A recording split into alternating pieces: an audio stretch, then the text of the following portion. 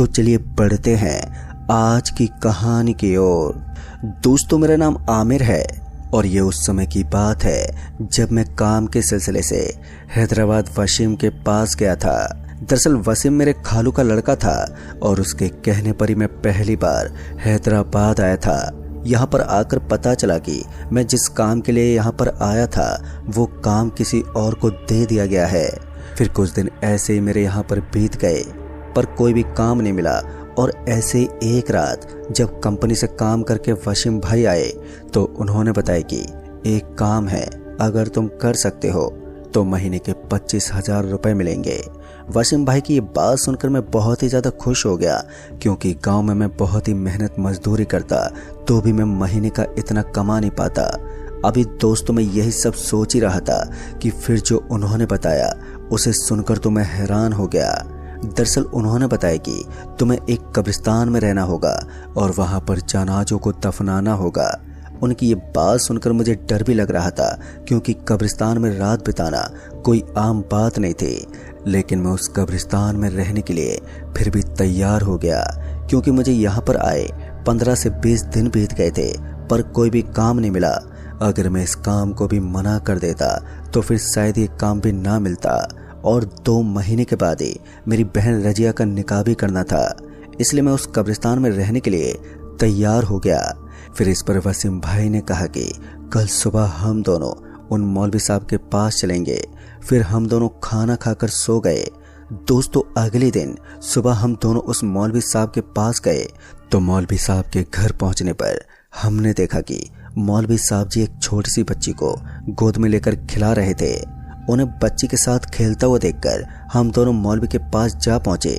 हमें देखकर मौलवी साहब ने कहा कि तुम वही हो जिससे मेरी फोन पर बात हुई थी। मौलवी साहब के इतना कहने पर वसीम भाई ने सर हिलाते हुए हाँ में जवाब दिया।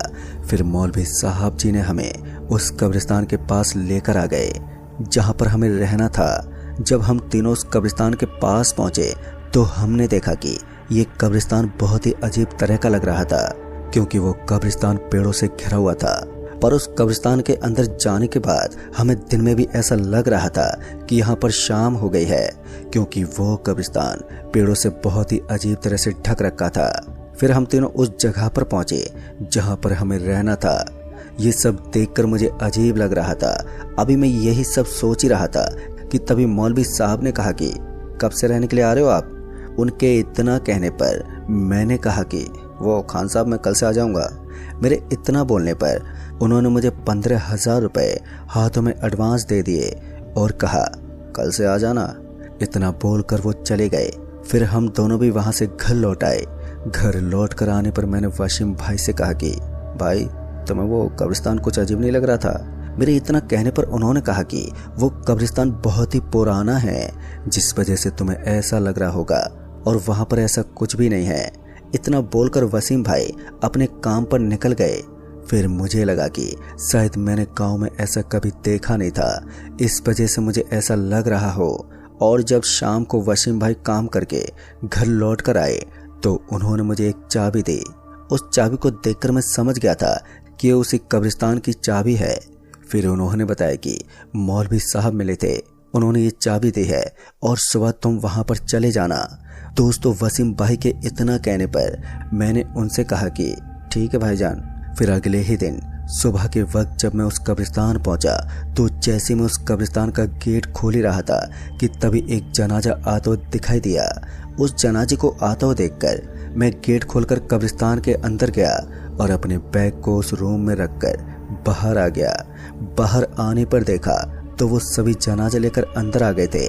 तो फिर उस जनाजे को दफनाने के लिए मैं गड्ढा खोदने लगा। फिर गड्ढा खोदने के बाद मैंने उस जनाजे को दफना दिया और इसी तरह मेरा पूरा दिन जनाजे को दफनाने में बीत गया। और अब शाम होने को आई थी तो मैं वहीं रूम के पास कुर्सी लगाकर चुपचाप बैठा रहा और मैं काफ़ी थक भी गया था। फिर जैसे रात के 9 बजे तो मैं कब्रिस्तान के गेट को बंद करके वहीं पर खाना खाकर सो गया। रात में जब मेरी आंखें खुली तो मैंने घड़ी में समय देखा तो अभी रात के 12 बज रहे थे। पानी पीने के लिए जब मैं टेबल पर रखे पानी को लेने के लिए जा रहा था कि तभी मेरी नज़र खिड़की से बाहर की ओर गई तो उसे देखकर मेरे रोंगटे खड़े हो गए। और डर से मेरे हाथ पैर भी थर थर कपकपाने लगे थे। तभी मैंने देखा कि कब्रिस्तान में कोई घूम रहा था, पर रात के अंधेरे में मुझे कुछ साफ साफ दिखाई नहीं दे रहा था। अभी मैं डरा सहमा उस तरफ ही देख रहा था कि किसी ने दरवाजे पर दस्तक दी। जैसे जैसे वो दरवाजा खटखटा रहा था तो वैसे वैसे मेरे दिल की धड़कनें तेज होती जा रही थी। अब मेरी इतनी हिम्मत नहीं हो रही थी कि मैं दरवाजे को खोल सकूं, पर दरवाजे की खटखटाने की आवाज बढ़ती ही जा रही थी। फिर डरते हुए जब मैं उस दरवाजे के पास गया और दरवाजे को खोला तो सामने एक औरत खड़ी थी, और उस औरत को इतनी रात को यहाँ पर देखकर मैं बुरी तरह से डर गया था कि कहीं ये वही औरत तो नहीं है जिसे अभी मैंने खिड़की से देखा था। अभी मेरे मन में यही सब सवाल चल रहे थे कि तभी उस औरत ने कहा कि मेरे पति की बॉडी को दफनाना है। उस औरत के इतना कहने पर जब मैंने उस औरत के पीछे नजर घुमाई तो उसके पीछे एक डेड बॉडी थी। उस बॉडी को देखकर मुझे कुछ भी समझ में नहीं आ रहा था कि अभी मैंने कुछ समय पहले ही देखा वो क्या था। कुछ भी समझ में नहीं आया, शायद वो मेरा वहम था। और ये सोचकर मैं उस बॉडी को दफनाने के लिए लेकर जा रहा था कि तभी मेरी नजरें एक सफेद कपड़े पर गई जो हवा चलने पर हिल रहा था, जिसे मैं खिड़की से देखकर बहुत ही बुरी तरह से डर गया था। फिर मैंने उस कपड़े को उस बॉडी के साथ ही दफना दिया। दफना देने के बाद वो औरत कब्रिस्तान से चली गई और उसके जाते मैं भी रूम की तरफ जाने लगा। रूम में आने के बाद टेबल पर रखे पानी की बोतल को उठाकर मैं पीने लगा।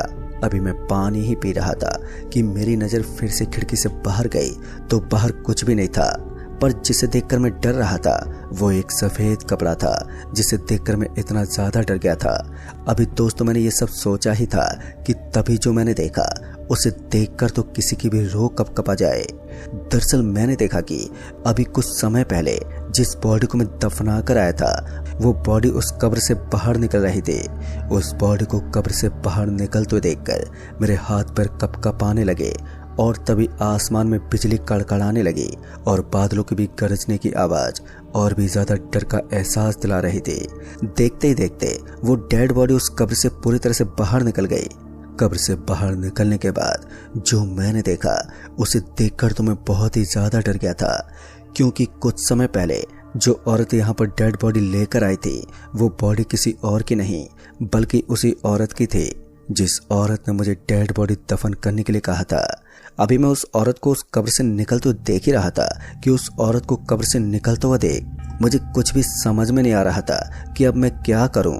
डर से मैं पसीने से लथपथ हो गया था और देखते ही देखते जोरों की बारिश भी शुरू होने लगी। बारिश होने की वजह से अब वो औरत दिखाई नहीं दे रही थी, पर उस औरत को कब्र से निकलता हुआ देखकर वो सब मेरी आंखों के सामने घूम रहा था। अभी मैं उस औरत की ओर ही देख रहा था कि तभी किसी ने खिड़की पर हाथ रखा और उस हाथ को खिड़की पर देखकर मैं डर गया और वहीं एक टेबल के नीचे छिप गया। वो औरत खिड़की पर अपना हाथ फेरते हुए आगे की तरफ निकल गई और मन ही मन कुछ बुदबुदा रही थी। ये सब मैं उसी टेबल के नीचे छिपकर देख रहा था। वो औरत बार बार खिड़की के इधर से उधर घूम रही थी और जब उसकी आवाज सुनी तो वो कोई रफीक नाम लेकर बुला रहे थे, और जब बिजली की चमक उस औरत पर गई तो उसकी शक्ल बहुत ही ज्यादा भयानक थी। वो बार बार रफीक का नाम लेकर पुकार रही थी और मैं चुपचाप उसी टेबल के नीचे बैठा रहा कि तभी वो औरत दरवाजा खटखटाने लगी। दरवाजे की खटखटाहट सुनकर मेरे दिल की धड़कनें भी बहुत तेज हो गई। दरवाजे की खटखटाहट बढ़ती जा रही थी। जैसे जैसे उस दरवाजे की खटखटाहट बढ़ रही थी तो वैसे वैसे मेरे अंदर डर बढ़ता जा रहा था। मेरी नजरें उस दरवाजे पर ही थी कि कहीं वो औरत अंदर ना आ जाए। अभी मैं ये सब सोच ही रहा था कि तभी दरवाजे की खटखटाहट बंद हो गई और उस औरत की आवाज भी आनी अब बंद हो गई थी। कुछ देर तक तो मैं उसी टेबल के नीचे बैठा रहा और जब मुझे लगा कि शायद वो औरत वहां से चली गई है तो मैं उस टेबल के नीचे से निकलकर बाहर आया और उस खिड़की की तरफ ये देखने के लिए जाने लगा कि कहीं वो औरत यहीं पर तो नहीं है। जब मैं खिड़की के पास पहुंचा तो मैंने देखा कि अब वो औरत उस कब्र की तरफ जा रही थी और अब बारिश भी बंद हो गई थी। फिर देखते ही देखते वो औरत उस कब्र के अंदर समा गई और उस औरत को कब्र में समाते हुए देखकर अब मुझे थोड़ी राहत मिली। फिर मैंने घड़ी में समय देखा तो अभी रात के 3 बज रहे थे, तो मैं उसी चारपाई पर जाकर बैठ गया और सुबह होने का इंतजार करने लगा। सुबह का इंतजार करते करते मेरी आंख लग गई और फिर जब मेरी आंख तब खुली जब दरवाजे पर कोई दस्तक दे रहा था। दरवाजे की दस्तक सुनकर मैं डर गया कि कहीं वो औरत तो फिर से नहीं आ गई। तभी वसीम भाई ने मुझे आवाज़ दी। वसीम भाई की आवाज़ सुनकर मैंने दरवाजा खोला तो सामने वसीम भाई खड़े थे। तो मैंने वसीम भाई को रात की बीती सारी घटना बताई। मेरी बातें सुनकर वसीम भाई ने कहा कि आज तुम्हें अल्लाह ने बचा लिया, नहीं तो वो औरत तुम्हें रात को ही जान से मार सकती थी। फिर दोस्तों हम दोनों उस कब्रिस्तान से बाहर ही निकल रहे थे कि तभी वहां पर मौलवी जी आ गए। हम दोनों को साथ देखकर मौलवी जी ने कहा कि कहाँ पर जा रहे हो? मौलवी साहब के इतना कहने पर मैंने कहा कि मैं काम वाम नहीं करूँगा, मैं जा रहा हूँ अपने घर। मेरे इतना कहने पर उन्होंने कहा कि क्यों, क्या हो गया? उनके इतना कहने पर फिर मैंने उन्हें सारी बात बताई। तो मेरी बात सुनकर मौलवी साहब ने बताया कि ये 2 साल पहले की बात है। उस औरत की बॉडी इस कब्रिस्तान के अंदर थी। जो इस कब्रिस्तान में रहा करते थे उन लोगों ने उस औरत को इसी कब्र में दफन कर दिया था। उसके बाद से ये सिलसिला चालू हुआ है। वो औरत कभी कभी उस कब्र से निकलकर बाहर घूमती है और इसी वजह से इस कब्रिस्तान में कोई भी ज़्यादा दिन नहीं रुक पाता। जो भी उस औरत को देख लेता है वो अगले दिन ही इस कब्रिस्तान को छोड़कर चला जाता है। मौलवी साहब की ये बात सुनकर हम दोनों हैरान हो गए। फिर हम दोनों उस कब्रिस्तान से निकलकर अपने रूम पर आ गए और फिर हम दोनों उस कब्रिस्तान की ओर कभी नहीं गए। और फिर मैं अगले महीने से अपने भाई के साथ काम पर चला गया। तो दोस्तों इस कहानी में बस इतना ही। कहानी आपको पसंद आई हो तो वीडियो को लाइक शेयर कमेंट जरूर कर दें और साथ ही चैनल को भी सब्सक्राइब जरूर कर दें। तो मैं जल्दी मिलूंगा ऐसी एक और नई कहानी के साथ। तब तक के लिए बाय एंड टेक केयर।